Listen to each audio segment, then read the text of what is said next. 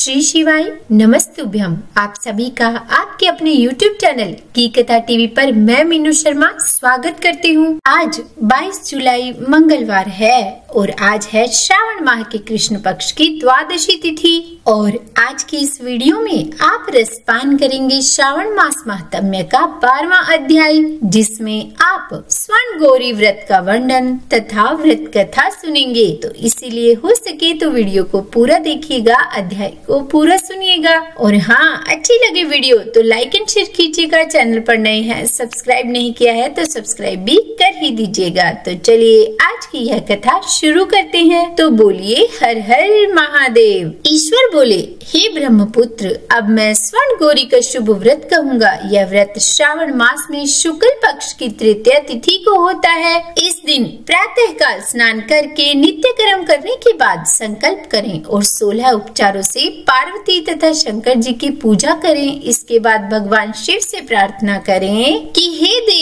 देव आइए, हे जगतपते, मैं आपसे प्रार्थना करती हूँ, हे सुरसत्तम, मेरे द्वारा की गई पूजा को आप स्वीकार करें। इस दिन भवानी पार्वती की प्रसन्नता और व्रत की पूर्णता के लिए दंपतियों को 16 वायना प्रदान करें और द्विज श्रेष्ठ की प्रसन्नता के लिए मैं यह वायना प्रदान करता हूँ, ऐसा कहें। चावल के चूर्ण के 16 पकवानों से 16 बांस की टोकरियों को भरकर तथा उन्हें वस्त्र आदि से युक्त करें और पुनः 16 द्विज दंपतियों को बुलाकर इस प्रकार कहते हुए प्रदान करें कि व्रत की संपूर्णता के लिए मैं ब्राह्मणों को यह प्रदान कर रहा हूँ। मेरे कार्य की समृद्धि के लिए सुंदर अलंकारों से विभूषित तथा पतिव्रत्य से सुशोभित ये शोभामयी सुहागिन स्त्रियां इन्हें ग्रहण करें। इस प्रकार 16 वर्ष अथवा 8 वर्ष अथवा 4 वर्ष या 1 वर्ष तक इस व्रत को करके शीघ्र ही इसका उद्यापन कर देना चाहिए। पूजा के अनंतर कथा का श्रवण करके वाचक की विधिवत पूजा करनी चाहिए। सनत कुमार बोले, हे प्रभु, इस व्रत को सर्वप्रथम किसने किया और इसका महत्म्य कैसा है और इसका उद्यापन किस प्रकार करना चाहिए, वह सब आप मुझे बताएं। तब ईश्वर बोले, हे महाभाग, आपने उत्तम बात पूछी है। अब मैं आपके समक्ष मनुष्यों को सभी संपदाएं प्रदान करने वाले स्वर्ण गौरी नामक व्रत का वर्णन करता हूँ। पूर्व काल में सरस्वती नदी के तट पर सुविला नामक विशाल पुरी थी। उस नगरी में कुबेर के समान चंद्रप्रभ नामक एक राजा था। उस राजा की रूप लावण्य से संपन्न, सौंदर्य तथा मंद मुस्कान से युक्त और कमल के समान नेत्रों वाली महादेवी और विशाला नामक 2 भार्याएं थी। उन दोनों में ज्येष्ठ महादेवी नामक भार्या राजा को अधिक प्रिय थी। आखेट करने में आसक्त मन वाले वे राजा किसी समय वन में गए और सिंहों, शार्दुलों, सुकरों, वन्य भैंसों तथा हाथियों को मारकर प्यास से आकुल होकर उस घोर वन में इधर उधर भ्रमण करते रहे। राजा ने उस वन में चकवा चकवी तथा बतकों से युक्त, भ्रमरों तथा पिकों से समन्वित और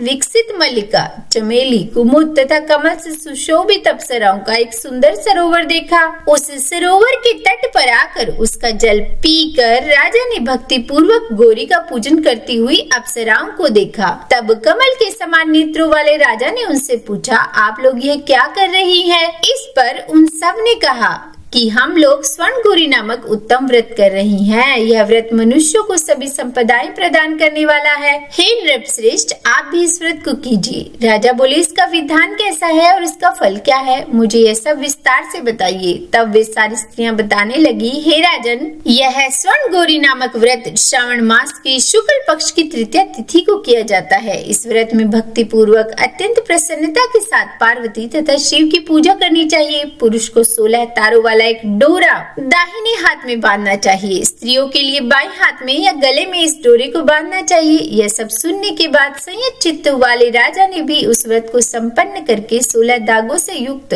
डोरे को अपने दाहिने हाथ में बांध लिया। उन्होंने कहा, हे देव देवेश, मैं इस डोरे को बांधता हूँ, आप मेरे ऊपर प्रसन्न हो और मेरा कल्याण करें। इस प्रकार देवी का व्रत करके वे अपने घर आ गए। राजा के हाथ में डोरा देखकर ज्येष्ठ रानी महादेवी ने पूछा और सारी बात सुनकर सुनकर वह राजा के ऊपर अत्यंत कुपित हो उठी। राजा ने कहा, ऐसा मत करो, मत करो। लेकिन रानी ने उस डोरी को तोड़कर बाहर एक सूखे पेड़ के ऊपर फेंक दिया। उस डोरी के स्पर्श मात्र से वह वृक्ष पल्लवों से युक्त हो गया। उसके बाद उसे देखकर दूसरी रानी भी आश्चर्यचकित हो उठी और उस वृक्ष पर स्थित टूटे हुए डोरी को उसने अपने बाएं हाथ में बांध लिया। उसी समय से उसके व्रत के महात्म्य से वह रानी राजा के लिए अत्यंत प्रिय हो गई। वह ज्येष्ठ रानी व्रत के अपचार के कारण राजा से व्यक्त होकर दुखित हो वन में चली गई। अपने मन में वह भगवती देवी का ध्यान करते हुए मुनियों के पवित्र आश्रम में निवास करने लगी। कहीं कहीं श्रेष्ठ मुनियों के द्वारा यह कहकर आश्रम में रहने से रोक दी जाती थी कि हे पापिन, अपनी इच्छा के अनुसार यहाँ से चली जाओ। इस प्रकार घोर वन में इधर उधर भ्रमण करती हुई वह अत्यंत खिन्न होकर एक स्थान पर बैठ गई। तब उसके ऊपर कृपा करके देवी उसके समक्ष प्रकट हो गई। उन्हें देखकर वह रानी भूमि पर दंडवत प्रणाम करके उनकी स्तुति करने लगी। हे देवी, आपकी जय हो, आपको नमस्कार है। हे भक्तों को वर देने वाली, आपकी जय हो। शंकर के वाम भाग में विराजने वाली, आपकी जय हो। हे मंगल मंगले, आपकी जय हो। तब देवी की भक्ति के द्वारा वरदान प्राप्त करके और उन गौरी की अर्चना करके उसने जो व्रत किया उसके प्रभाव से रानी के पति उसे घर ले आए। उसके बाद देवी की कृपा से उसकी सभी कामनाएं पूर्ण हो गई। राजा सभी समृद्धियों से संपन्न होकर उन दोनों के साथ पूर्ण रूप से राज्य करने लगे। अंत में राजा ने उन दोनों रानियों सहित शिव पद को प्राप्त किया। जो स्वर्ण गौरी के इस उत्तम व्रत को करता है वह मेरा तथा गौरी का अत्यंत प्रिय होता है और विपुल लक्ष्मी प्राप्त करके तथा भूलोक में शत्रु समूह को पराजित कर शिव जी के विशुद्ध लोक को जाता है। हे सनत कुमार, अब आप दत्तचित होकर इस व्रत के उद्यापन की विधि सुनिए। चंद्रमा तथा तारा बल से युक्त शुभ तिथि तथा शुभ वार में एक मंडप बनाकर उसके मध्य में अष्टदल कमल के ऊपर धान्य रखकर उस पर एक कुंभ स्थापित करें। पुनः उसके ऊपर 16 पल प्रमाण का बना हुआ एक तिल पूरी ताम्र में पूर्ण पात्र रखे और उस पर पार्वती शंकर की 2 प्रतिमाएं स्थापित करें। शिव जी की प्रतिमा श्वेत वर्ण के 2 वस्त्रों तथा शुक्ल वर्ण के यज्ञोपवीत से सुशोभित हो। उसके बाद वेदोक्त मंत्रों से विधि पूर्वक उनकी प्रतिष्ठा करे और भली भांति पूजा करके रात्रि में जागरण करे। उसके अनंतर प्रातः काल पूजा करने के बाद होम करे। सर्वप्रथम ग्रह होम करके प्रधान होम करें। हवन के लिए यव मिश्रित तिल घृत से पूर्ण रूप से सशक्त होना चाहिए। 1000 अथवा 100 आहुति डालनी चाहिए। उसके बाद वस्त्र अलंकार तथा गौ के द्वारा आचार्य की पूजा करनी चाहिए और वायना प्रदान करना चाहिए। इसके बाद ब्राह्मणों को भोजन कराना चाहिए। साथ ही 16 दंपतियों को भी भोजन कराना चाहिए। अपने द्रव्य सामर्थ्य के अनुसार उन्हें भूयसी दक्षिणा देनी चाहिए।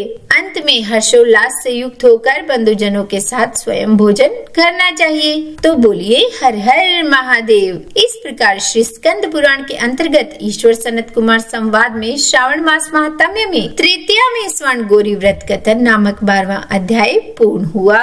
हे महादेव, इस अध्याय को कहने, सुनने या सुनाने में हमसे कोई गलती हो गई हो तो हमें क्षमा करना। और अब इसके आगे का वृत्तांत यानी कि दुर्वा गणपति व्रत विधान हम कल 13वें अध्याय में सुनेंगे। तो इसीलिए वीडियो से जुड़े रहिए। शिव पुराण और भागवत महापुराण में स्पष्ट लिखा है कि शिव और विष्णु एक ही है और भगवान कृष्ण स्वयं अपने श्रीमुख से कहते हैं कि जो मुझे माने शिव को नहीं और जो शिव को पूजे मुझे नहीं, दोनों पापी हैं। इसीलिए प्रेम से, मन से, भाव से सभी जयकारा लगाइए। हर हर महादेव, हर हर महादेव।